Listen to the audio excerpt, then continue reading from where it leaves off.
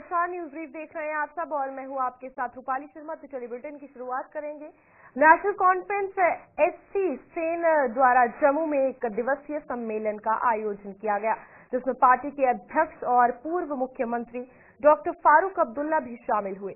सम्मेलन के दौरान डॉक्टर फारूक अब्दुल्ला ने कार्यकर्ताओं को संबोधित करते हुए पार्टी को मजबूत करने और नेशनल कॉन्फ्रेंस की नीति को घर घर तक पहुंचाने की बात कही। वहीं इस मौके पर पूर्व मुख्यमंत्री डॉक्टर फारूक अब्दुल्ला ने मीडिया को भी संबोधित किया। इस दौरान पूर्व मुख्यमंत्री डॉक्टर फारूक अब्दुल्ला ने क्या कुछ कहा, आइए देखते हैं। But you can't blame a nation for one man doing. You remember what happened in Canada? What happened in America? You remember? And they put blame on India. How can you put one person who does something on the nation? We are part of the nation. If India does something bad in UK, will you blame India for it? It's that man, not the nation. For God's sake, get out of this tragedy. We have to live together. Remember one thing. आज इंसान अपनी पेट के लिए किस दुनिया में नहीं जाता, वो अपनी इज्जत के लिए कहाँ कहाँ नहीं घूम रहा है। अरब मुल्क में देखिए कितने हमारे बाशिंदे वहां हैं, काम कर रहे हैं कि घर बच सके, यहाँ घर चल सके। वो भूल जाते हैं। हम लोग सिर्फ नफरतें पैदा करने के लिए नहीं है। और आप मीडिया से कहना चाहता हूँ, नफरतें कम पैदा कीजिए, मोहब्बतें ज्यादा बढ़ाने की कोशिश कीजिए। अगर हम नफरतें पैदा करते रहेंगे तो हम मुल्क को बचा नहीं सकेंगे। पहले अपने अंदर झांको, फिर दूसरे सवाल करो। फारूक अब्दुल्ला साहब, डॉक्टर फारूक अब्दुल्ला साहब, उमर साहब। जम्मू कश्मीर के राजौरी जिले के बड़ाल गांव में 3 परिवारों के 13 बच्चों समेत 17 लोगों की मौत के बाद प्रशासन ने एहतियातन कदम उठाए हैं। यहां पर पीड़ितों के संपर्क में रहे एक युवक के मंगलवार को बीमार पड़ने के बाद प्रशासन ने बड़ाल गांव को कंटेनमेंट जोन घोषित करते हुए आवाजाही पर पूर्ण रोक लगा दी है। प्रशासन द्वारा मंगलवार देर रात जारी आदेश के बाद पीड़ित परिवारों के घर सील कर दिए गए हैं। वहीं मृतकों के नमूनों में कुछ आपको बता दें न्यूरोटॉक्सिन पाए जाने वाले हैं और लोगों में भय का माहौल जो है वो बना हुआ है, क्योंकि यहाँ पर ये न्यूरोटॉक्सिन पाए गए हैं। और गांव के अब तक 20 लोगों को जांच के लिए जिला अस्पताल राजौरी में लाया गया और गांव के अन्य लोगों की जांच की बात कही जा रही है। बिहार थाना दिन ब दिन संगीन होना शुरू हो चुका है, जहां अब तक 20 के करीब लोगों को जिला अस्पताल राजौरी इस वक्त लाया गया और मजीद वार्ड में आपको ये दिखा रहा हूँ कि इस वार्ड के अंदर भी ये काम चल रहा है। ये राय हमें बता रहे हैं कि वार्ड भी साफ की जा रही है और खाली की जा रही है, क्योंकि और लोगों को भी लाया जा सकता है। क्योंकि देर रात को यहाँ हॉस्पिटल के अंदर तकरीबन 10 के करीब लोगों को लाया गया था, उसके बाद 17 लोगों को और लाया गया है। तकरीबन इस वक्त तक 27 के करीब जो अभी तक बता रहे हैं राय कि इस हॉस्पिटल के अंदर मरीजों को लाया गया है, क्योंकि लगातार इसमें मरने वालों का आंकड़ा बढ़ने के बाद कल देर रात को जब एक मामला सामने आया जिसमें एक और नौजवान मुतासर हुआ, क्योंकि इस नौजवान के हवाले से ये कहा जा रहा था कि ये नौजवान पिछले कुछ अर्सा से जम्मू के अंदर उन बच्चियों के साथ था जो जेरे इलाज थी। उसके बाद जब कल परसों ये डेड बॉडी के साथ गाँव में पहुंचा और कल देर रात को बीमार हुआ और देर रात को इसको एयरलिफ्ट करके चंडीगढ़ के लिए रवाना कर दिया गया। और उसके बाद लोगों को बडाल एरिया को कंटेनमेंट जोन में तब्दील करने के बाद बडाल से कई लोगों को इस वक्त तक राजौरी मेडिकल कॉलेज लाया जा रहा है और मजीद वार्ड जो है वो भी खाली करवाई जा रही है। इसका मतलब ये मान के चलें कि मजीद लोगों को भी यहाँ से लाया जा सकता है। ये मामला दिन ब दिन अब संगीन होना शुरू हो चुका है।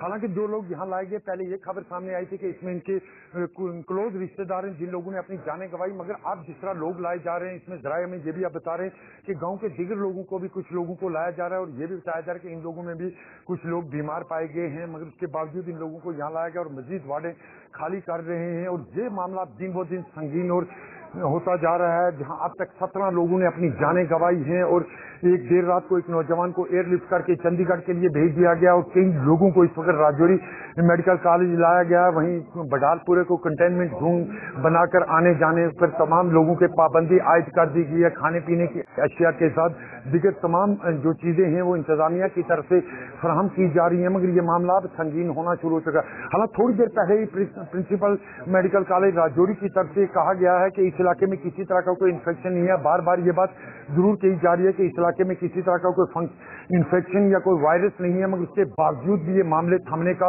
नाम नहीं ले रहे हैं, जो दिन ब दिन अब संगीन होना शुरू हो चुके हैं। जहां कंटेनमेंट जोन के बाद हालांकि ये माना जा रहा है कि इस इलाके से लोगों के आने जाने को पाबंदी लगाई गई है, मगर लोगों के अंदर इसके बाद जरूर दहशत देखने को मिल रही है, क्योंकि कंटेनमेंट जोन के बाद लोगों को राजौरी मेडिकल कॉलेज लाने का सिलसिला भी शुरू हो और वार्ड और मस्जिद खाली हो रही है। आप देख सकते होंगे इन वार्ड के अंदर भी काम चल रहा है। इस तरह कहा जा रहा है कि इन वार्ड के अंदर भी मजीद लोगों को लाया जा सकता है। ये मामला जिस तरह संगीन होना शुरू हो चुका है, क्योंकि इससे पहले हमने इस तरह के हालात कोविड-19 के दौरान देखे थे, उसके बाद आज दोबारा इस तरह के हालात राजौरी के अंदर देखने को मिल रहे हैं। राहुल सुदन के साथ Jamshed Malik, Gulistan news, Rajouri. Chain matter जो है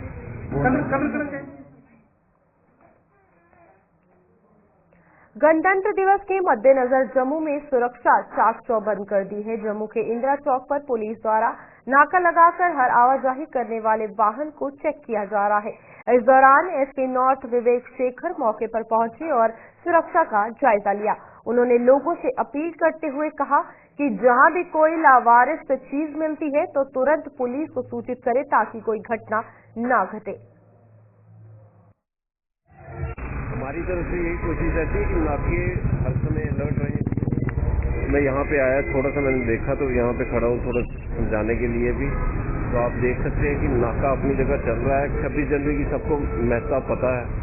इस समय मैं आपके माध्यम से लोगों को भी ये कहना चाहूँगा, थोड़ा मतलब अलर्ट रहें। कोई भी ऐसी चीज, कोई वस्तु मिले जल्द से जल्द।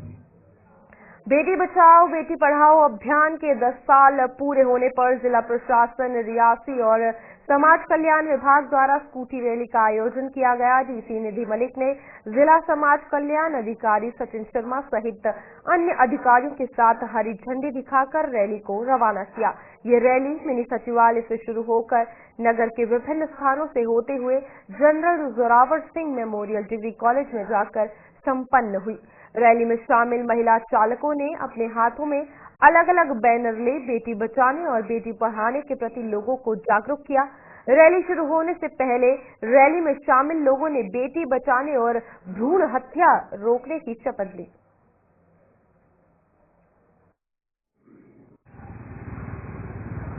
इस एक शेर को आपकी नजर करते हुए, क्योंकि और इस बेटी बचाओ बेटी पढ़ाओ अभियान के इतने मोमेंटस ओकेजन पे आज आप लोग यहाँ पे सभी आए हैं। हम लोग एक सिग्नेचर कैंपेन कर रहे हैं, बाइक रैली को फ्लैग ऑफ कर रहे हैं। उसके बाद हमारा एक बड़ा प्रोग्राम डीडीसी में है। सभी ऑफिशियल्स यहाँ पे हैं, आप सभी लोग यहाँ पे हैं। देखिए,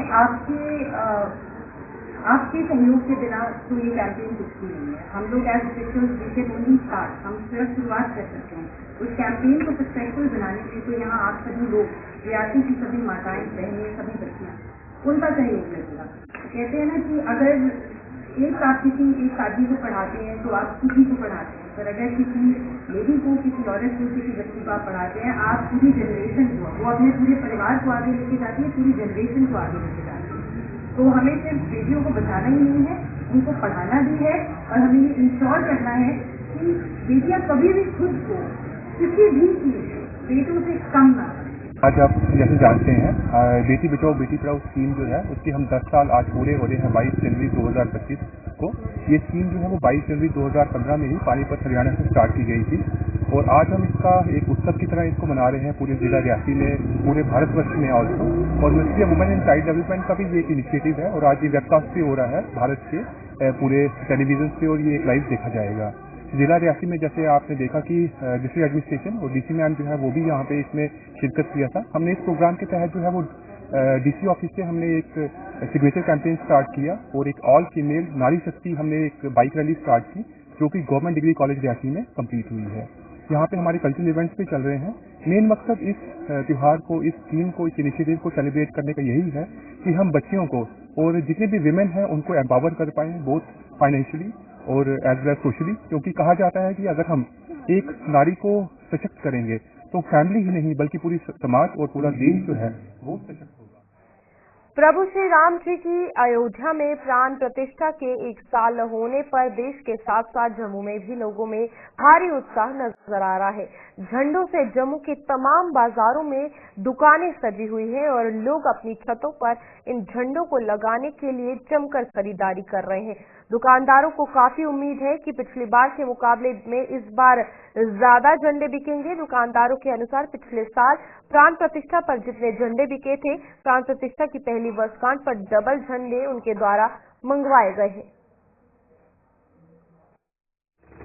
सर जश्न तो हमें भी लगता है इस बार उससे ज्यादा जश्न होना चाहिए। तो हमने भी मार्केट में सर पिछले साल ऐसा हुआ था कि हम काफी बंदों को मतलब कि कितने मतलब कि वो गए थे, कोई ज्यादा खुश नहीं हुए जिनको मिले नहीं झंडे जो अपने छत में लगाना चाहते थे प्रभु श्री राम का झंडा। तो सर हम मांग ही नहीं पूरी कर पाए थे पिछले साल। तो इस बार हमने 2 गुना माल ज्यादा दिलवाया। तो हमें उम्मीद है, अभी भी चल रहा है काम, तो उसी हिसाब से नहीं है लेकिन अभी भी लोगों में उत्साह चल रहा है, अभी भी माल बिक रहा है। अभी शाम का दिन है सर, शाम को भी कोई पता नहीं कहाँ का कहाँ चल जाना सर। अभी भी इस बार भी हमें लगता है कि हम इस बार भी नहीं पूरा कर पाएंगे माल सर। लोग आ रहे हैं सर, लोग आ रहे हैं, लोग मना रहे हैं, लोग झंडे लेके सर, बड़ी खुशी है उनको अभी भी। हाँ जी सर, बड़े वाला कोई कहता बड़ा साइज दे दो, फुल साइज, कोई छोटा मांग रहा है जी, जिन्होंने अपने छत में लाना, कोई गाड़ी में लगाने के लिए, कोई कहीं पे लगाने के लिए सर मैं भी यहीं झंडा ही खरीदने आया हूँ। आप देख सकते हैं कि जिस तरह पिछले साल जिस तरह लोगों को मतलब कि इतना झंडा बिका कि लोगों को खाली हाथ दुकानों से जाना पड़ा, मतलब कि झंडों की मांग इतनी थी। इस बार मैं देख रहा हूँ कि बहुत ही झंडे आए हुए हैं और बहुत खूबसूरत झंडे आए हुए हैं। तो मैं भी यहीं पे खरीदने आया हूँ और यहाँ से खरीद कर कल अपने छत पर जरूर लगाऊंगा। और आपके माध्यम से मैं जम्मू वासियों को भी यही कहूंगा कि कल अपनी अपनी छतों पर, अपने अपने बाजारों पर। साल 2023 में आज ही के दिन अयोध्या में श्री राम लला की मूर्ति का प्राण प्रतिष्ठा कार्यक्रम हुआ था। इसी संदर्भ में आज स्थापना दिवस पूरे देश के साथ साथ आरसपुरा में भी धूमधाम से मनाया जा रहा है। इस शुभ अवसर पर विशाल रैली निकाली गई जो बाजार से होते हुए अलग अलग गांव में पहुंची। आपको बता दें, इस दौरान जगह जगह पर लंगर का आयोजन किया गया था, जिसको लेकर शास्त्री अमित शर्मा ने जानकारी साझा की है। सभी देशवासियों को रामलला जी के प्राण प्रतिष्ठा की पावन प्रथम वर्षगांठ पर सबको हम शुभकामनाएं देते हैं। भगवान राम सफल शुभकामनाएं रखें। आज बहुत भारी संख्या में हमारे राम भक्त एकत्रित होकर ये प्रथम वर्षगांठ मना रहे हैं। तो हम भगवान से यही मीडिया के माध्यम से सभी को यही आह्वान करते हैं कि एक होकर ये कार्यक्रम करने चाहिए। क्यों कि हमने समाज का उत्थान करना है, संस्कार संस्कृति का उत्थान करना है और सनातन धर्म का एक ही नारा है कि मर्यादा। भगवान राम जी का भी एक ही ये नारा था कि मर्यादा में रह के हमने हर काम करना है। आज की जो संकट मोचन यात्रा है ये उन शहीदों के नाम, उन ऐसे बलिदानों के नाम समर्पित है जिन्होंने राम मंदिर निर्माण के लिए अपनी प्राणों की आहुति दी है। तो हम सभी से ये प्रार्थना करते हैं कि इस यात्रा को मर्यादा के साथ निकालें और हम सबका धन्यवाद करते हैं मीडिया का, भक्तों का, जो भी जिस गांव से अन्य गांव से खोर, कौआ, ज्वाला, बरोटा, बडियाल, ब्राह्मणा, हमारे सभी धर्मानुरागी प्रेमी इकट्ठे होकर इस यात्रा को मना रहे हैं। हम सबका स्वागत और धन्यवाद करते हैं। जय श्री राम। कठुआ में भगवान राम लला की प्राण प्रतिष्ठा वर्षगांठ पर बाइक रैली का आयोजन किया गया। इस रैली में धार्मिक संगठनों के साथ साथ व्यापारी वर्ग सहित बड़ी संख्या में लोगों ने भाग लिया और भगवान राम के प्रति अपनी आस्था और भक्ति को व्यक्त किया। बाइक रैली का मुख्य उद्देश्य भगवान राम के संदेश को जन जन तक पहुंचाना और धार्मिकता को बढ़ावा देना था। रैली के दौरान लोगों ने भगवान राम के जय घोष करते हुए पूरे शहर का चक्कर लगाया। हिंदुओं के लिए ये सबसे बड़ा ऐतिहासिक दिन है। आज भगवान राम की लला की प्राण प्रतिष्ठा का कार्यक्रम जो है वहाँ अयोध्या में हुआ था। उसी के उपलक्ष्य में 1 साल होने के उपरांत आज 22 जनवरी को हमने ये कार्यक्रम रखा हुआ है, जिसमें खाटू श्याम संस्था, एकता ग्रुप, जय माता जागरण मंच और बाजार का व्यापार वर्ग, खास तौर पे व्यापारी वर्ग जो है इसमें बड़ी शिरकत कर रहा है। मैं सबका दिल से, उनका दिल की गहराइयों से उनका अभिनंदन करता हूँ। अयोध्या में भगवान श्री राम मंदिर में प्राण प्रतिष्ठा के 1 वर्ष पूरे होने पर अखनूर में भव्य रथ यात्रा का आयोजन किया गया। ये भव्य रथ यात्रा सुंगल गांव से शुरू होकर अखनूर में आकर संपन्न हुई। रथ यात्रा भारी संख्या में लोगों ने इसमें भाग लिया।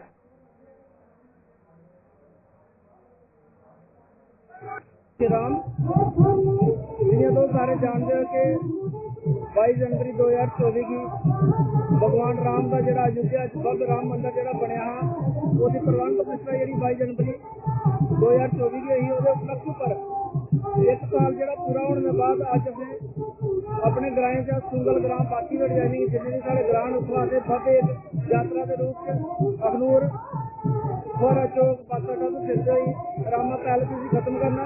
बाकी इस यात्रा तुम्हें पता कि काफी सारी 500 साल पुराना एक मुद्दा साढ़े सनातन धर्म का वो जरा 22 जनवरी 2024 की पूरा होया असें बड़ी खुशी है उपलक्ष्य पर जी है देशा की जी कढ़ी गई है। बहुत सारे सनातन धर्म के मानने वाले सारे जो लोग सारे कन्या को सिखा झांकी जी किन्नी विशाल झांकी जी है वो सारे अखनूर के लोग।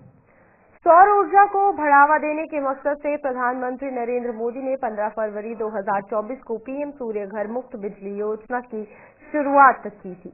इस योजना का लक्ष्य 1 करोड़ परिवारों को फायदा पहुंचाना और बिजली खर्च पर सरकार को हर साल 75,000 करोड़ रुपए की बचत कराना है।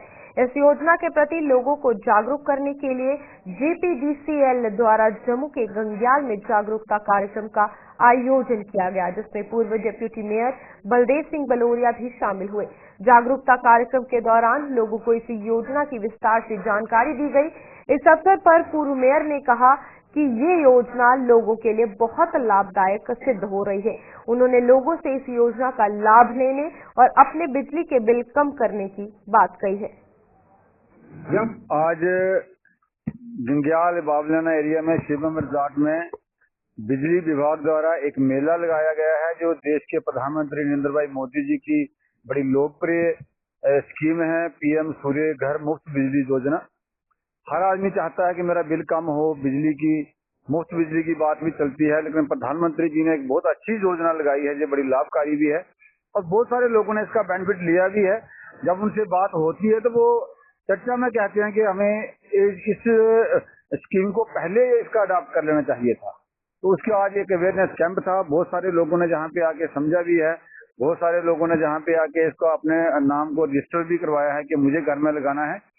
तो इसकी 65% सब्सिडी पे ये सोलर सिस्टम लगाते हैं और इसकी जो यूनिट बनती है वो यूनिट इनके बिल में लेस होती है।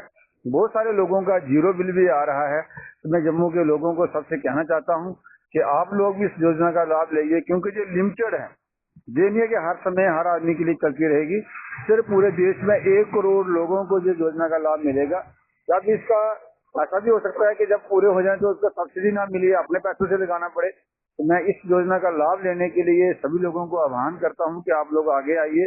यहाँ ऑनलाइन भी होता है, यहाँ हमारे घर घर में हर जगह बिजली के डिपार्टमेंट के meter reader, lineman, AW, exchange किसी से ही बात करके हम लोग उसका लाभ। उधर जेपीडीसीएल द्वारा नगरोटा के पंचायत जगती में भी प्रधानमंत्री सूर्य घर मुफ्त बिजली योजना के प्रति लोगों को जागरूक करने के लिए कैंप का आयोजन किया गया, जिसमें जेपीडीसीएल द्वारा अधिकारियों ने लोगों को प्रधानमंत्री सूर्य घर मुफ्त बिजली योजना के बारे में जानकारी दी और ज्यादा से ज्यादा लोगों को इस योजना का लाभ उठाने का आह्वान किया। यूनिट्स बनेंगे उसके बिजली के, जो वो खुद प्रोड्यूस करेगा, वो एक कंज्यूमर की बजाय एक प्रोज्यूमर बन जाएगा। तो जो यूनिट्स वो बनाएगा वो सारे यूनिट्स वो हमें ग्रिड में वापस कर देगा। तो अगर सपोज करिए कि कोई कंज्यूमर है जो महीने के 300 यूनिट्स यूज करता है, 3 किलोवाट का वो प्लांट लगा लेता है, तो 300 ही वो प्रोड्यूस करा, तो नेट बिल उसका 0 हो जाएगा। तो यही चीज हम गांव-गांव में लोगों को समझाने की कोशिश कर रहे हैं, अवेयरनेस कैंप्स लगा रहे हैं। सब्सिडी कितनी है? देखिए, इसमें हमारे कस्टमाइज सॉल्यूशंस हैं। 3 तरह के हमारे जो मेन जो है हम लोगों को प्रोवाइड करवा रहे हैं। 1 किलोवाट का सोलर प्लांट, 2 किलोवाट का सोलर प्लांट और 3 किलोवाट का। जो 3 किलोवाट का है उसमें 94,800 रुपया सब्सिडी है। टोटल कॉस्ट प्लांट की है 1,55,900 रुपया। तो जब उसमें कंज्यूमर का जो शेयर आ रहा है लास्ट में, जो उसको सब्सिडी के बाद जो बच जाएगा वो 64,700 रुपया ही देना है।